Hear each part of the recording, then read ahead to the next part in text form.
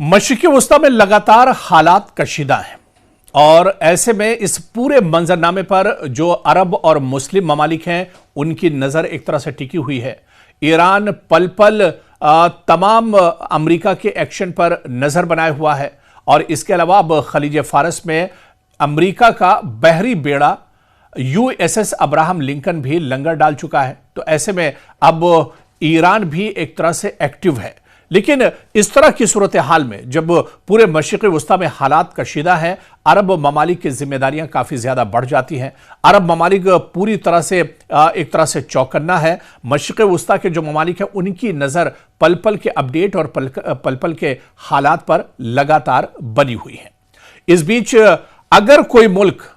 Iran के साथ पूरी मजबूती के साथ इस तरह के हालात में खड़ा है, अमेरिका को ईरान के साथ साथ अगर कोई मुल्क इस वक्त आंखों में आंख डालकर बात कर रहा है तो वो कोई और नहीं बल्कि लड़ाका और जिहादी हूसियों का जो मुल्क है यानी यमन। यमन इस वक्त ईरान के शाना बशाना खड़ा है और यमन लगातार एक तरह से अमेरिका को यह चेतावनी भी दे रहा है और यह चैलेंज भी कर रहा है कि अगर उसने ईरान की तरफ नापाक हरकत की, अगर उसने ईरान पर हमला किया तो फिर मशरिक़ी वस्ता में इस पूरे खित्ते में अमेरिका को बहुत बड़ी कीमत एक तरह से चुकानी होगी। और सिर्फ अमेरिका को यह कीमत नहीं चुकानी होगी बल्कि इसकी कीमत इजराइल को और बिन्यामिन नेतन्याहू को भी एक तरह से चुकानी होगी। हालांकि इस मुश्किल घड़ी में आप देखिए, चाहे सऊदी अरब की बात कीजिए, कतर की बात कीजिए, UAE की बात कीजिए, इन तमाम मुल्कों ने ईरान पर हमला करने के लिए, ईरान पर एक्शन करने के लिए अमेरिका को अपनी जमीन का इस्तेमाल करने से इनकार कर दिया हो। लेकिन इस बीच भी आप देखिए कि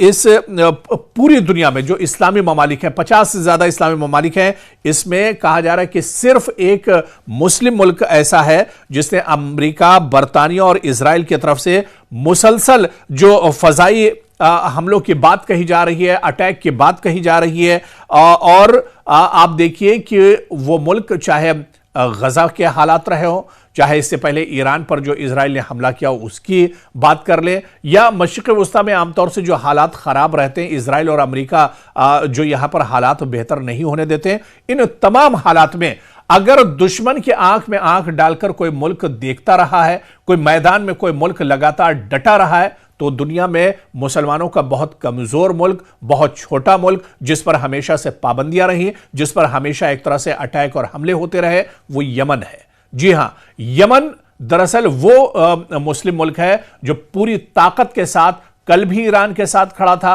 और आज भी ईरान के साथ खड़ा है। यानी जब जब मशरिक़ी वस्ता में हालात खराब होते हैं तो अमेरिका और इजराइल के खिलाफ अगर कोई सीना तान कर मुस्लिम मुल्क खड़ा होता है, पूरी ताकत के साथ खड़ा होता है, तो वही यमन है। लेकिन यमन जाहिर सी बात है, जिस तरह से हमने बताया कि बहुत छोटा सा मुल्क है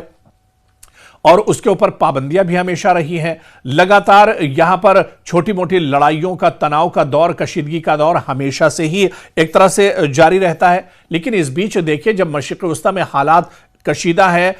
ईरान पर अमेरिका लगातार अटैक करने की बात कह रहा है, डोनाल्ड ट्रंप एक्शन की बात कर रहे हैं, ऐसे में अब देखिए कि अब यमन ने बाकायदा अलल ऐलान यह कहा है कि अगर अमेरिका और इजराइल ने ईरान पर हमला किया तो यमन अमरीकी और इजरायली जहाजों को बुहैरे अहमर में गर्क कर देगा। बुहैरे अहमर में ही इजराइल और अमरीका के जो बहरी बेड़े हैं या जो समुद्री जहाज, शिप यहां से गुजरते हैं, उन्हें इसका नुकसान उठाना पड़ेगा। तो यमन ने साफ कर दिया है कि अगर कोई एक्शन ईरान पर मशरिक़ी वस्ता में होता है, ईरान पर किसी तरह का हमला किया जाता है, तो यमन पूरी तरह से तैयार है। यमन के हूसी जो लड़ाके हैं वो पूरी तरह से तैयार हैं। यमन की जो पूरी फोर्स है वो एक तरह से तैयार है और अगर ईरान पर हमला होता है तो उसका खमियाजा सीधे सीधे अमेरिका और अमेरिका के वो एयरबेस, अमेरिका के वो बहरी बेड़े या फिर कश्तियां जो बुहैरे अहमर से होकर गुजरती हैं, रेड सी से होकर गुजरती हैं,